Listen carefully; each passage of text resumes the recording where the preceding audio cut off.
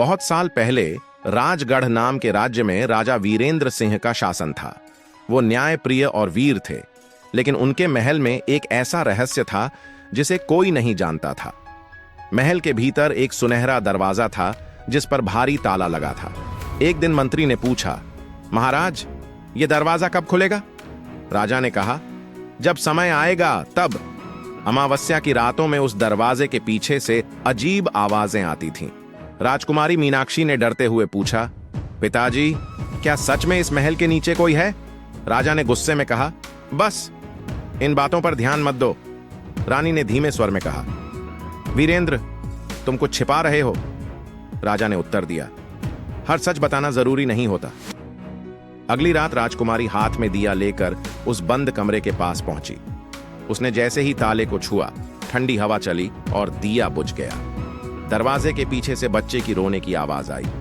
मीनाक्षी डर कर पीछे हटी। कोई अंदर है।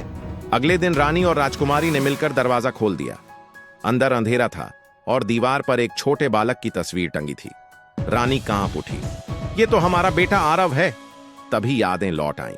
5 साल पहले जब राज्य पर हमला हुआ था, राजा ने अपने बेटे को बचाने के लिए उसे एक गुप्त कक्ष में छिपा दिया था, मगर उस रात के बाद कोई भी उसे लेने नहीं गया। जब राजा लौटे तब उन्हें बस उसके कपड़े और खून के निशान मिले। रानी रो पड़ी, तुमने उसे वहीं छोड़ दिया था?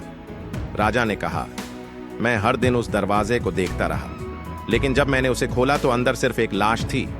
तभी अचानक पायल की आवाज गूंजी। अंधेरे से एक परछाई उभरी। वहीं आरव था, अब जवान और जिंदा। सब दंग रह गए। पिताजी, उसने कहा, आपने मुझे जिंदा दफन कर दिया था। राजा हैरान, आरव, यह कैसे संभव है? आरव बोला, मैं मर नहीं गया था। जिन्होंने हमारे राज्य को लूटा उन्हीं के बीच पला हूं। अब लौटा हूं अपना हक लेने। तलवार की चमक से सन्नाटा छा गया। रानी बोली, नहीं बेटा, सच्चाई कुछ और है।